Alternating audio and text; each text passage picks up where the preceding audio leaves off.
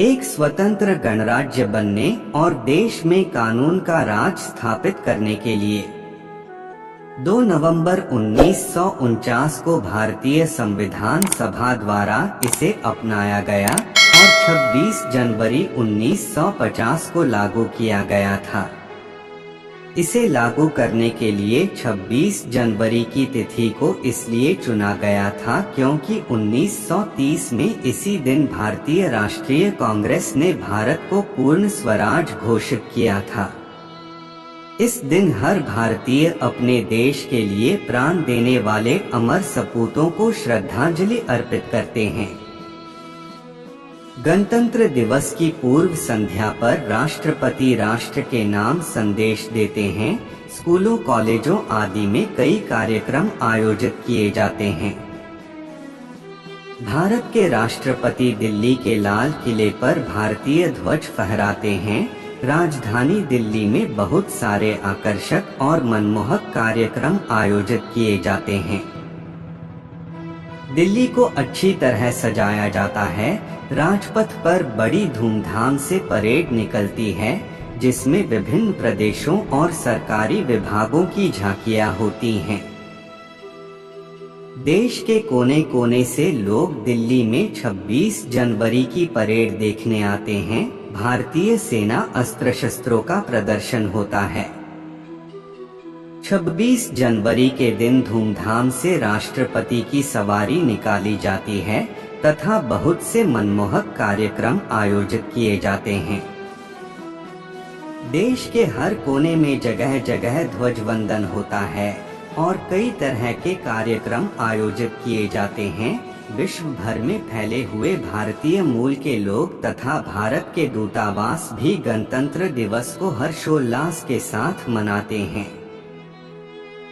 भारत के हर कोने कोने में मनाया जाता है और देश के प्रति एक नई उमंग देखने को मिलती है। गणतंत्र दिवस मनाने का मुख्य उद्देश्य यह है कि 26 जनवरी 1950 को पूरे 2 साल 11 महीने और 18 दिन लगाकर बनाया गया संविधान लागू किया गया था और हमारे देश भारत को पूर्ण गणतंत्र घोषित किया गया।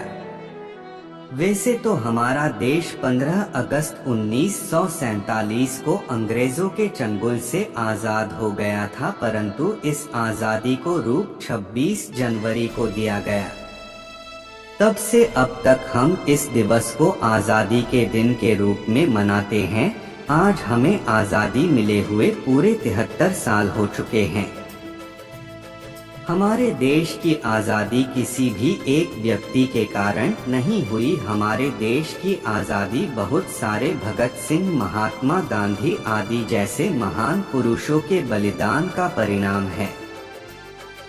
देशभक्त अपने देश को गुलामी की जंजीरों से बंधा ना देख सके। अपने देश को आजाद कराने के लिए उन्होंने अपने प्राण तक त्याग दिए। उनके बलिदानों के कारण अंग्रेजों को अपने घुटने टेकने पड़े और उन्होंने भारत को आजाद कर दिया।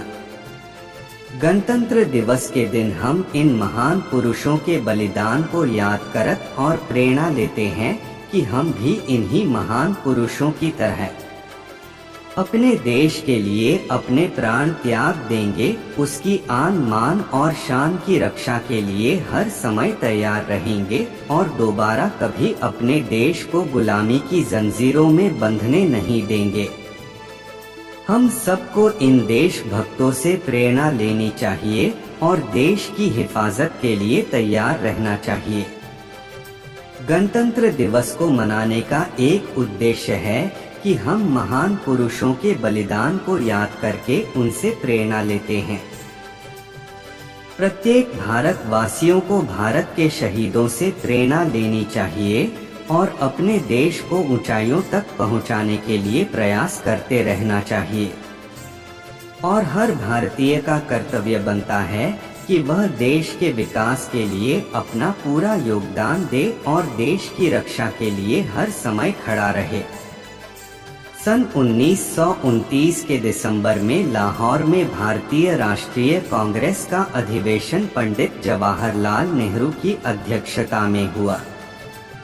जिसमें प्रस्ताव पारित कर इस बात की घोषणा की गई कि यदि अंग्रेज सरकार 26 जनवरी 1930 तक भारत को स्वायत्त उपनिवेश डोमिनियन का पद प्रदान नहीं करेगी, जिसके तहत भारत ब्रिटिश साम्राज्य में ही स्वशासित इकाई बन जाने, उस दिन भारत की पूर्ण स्वतंत्रता के निश्चय की घोषणा की और अपना सक्रिय आंदोलन आरंभ किया।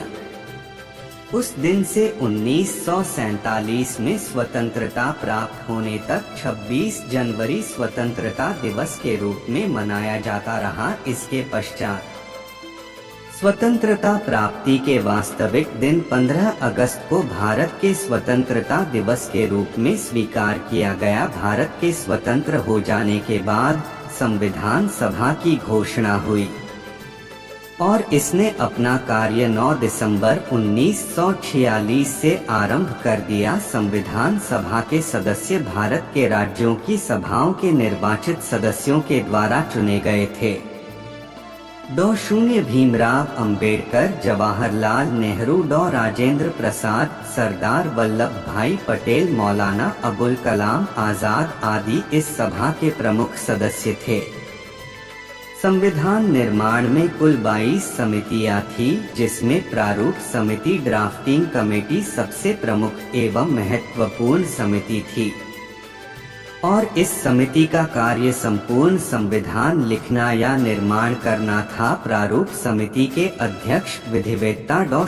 भीमराव अंबेडकर थे। प्रारूप समिति ने और उसमें विशेष रूप से डॉक्टर आम्बेडकर जी ने 2 वर्ष 11 माह 18 दिन में भारतीय संविधान का निर्माण किया और संविधान सभा के अध्यक्ष डॉक्टर राजेंद्र प्रसाद को 26 नवंबर 1949 को भारत का संविधान सुपुर्द किया। इसलिए 26 नवंबर दिवस को भारत में संविधान दिवस के रूप में प्रति वर्ष मनाया जाता है। संविधान सभा ने संविधान निर्माण के समय कुल 114 दिन बैठक की। इसकी बैठकों में प्रेस और जनता को भाग लेने की स्वतंत्रता थी। अनेक सुधारों और बदलावों के बाद सभा के 284 सदस्यों ने 24 जनवरी 1950 को संविधान की 2 हस्तलिखित कॉपियों पर हस्ताक्षर किए। इसके 2 दिन बाद संविधान 26 जनवरी को यह देश भर में लागू हो गया। 26 जनवरी का महत्व बनाए रखने के लिए इसी दिन संविधान निर्मात्री सभा कॉन्स्टिट्यूएंट असेंबली द्वारा स्वीकृत संविधान में भारत के गणतंत्र स्वरूप को मान्यता प्रदान की गई। जैसा कि आप सभी जानते हैं कि 15 अगस्त 1947 को अपना देश हजारों देशभक्तों के बलिदान के बाद अंग्रेजों की दास्तां, अंग्रेजों के शासन से मुक्त हुआ था। इसके बाद 26 जनवरी 1950 को अपने देश में भारतीय शासन और कानून व्यवस्था लागू हुई। भाइयों और बहनों ने इस स्वतंत्रता को पाने में अपने देश की हजारों माताओं की गोद सूनी हो गई थी। हजारों बहनों बेटियों के मांग का सिंदूर मिट गया था। तब कहीं इस महान बलिदान के बाद देश स्वतंत्र हो सका था जिस तरह देश का संविधान है। ठीक उसी तरह परमात्मा का भी संविधान है। यदि हम सब देश की संविधान की तरफ परमात्मा के संविधान का पालन करें तो समाज अपराध मुक्त व सशक्त बन सकता है।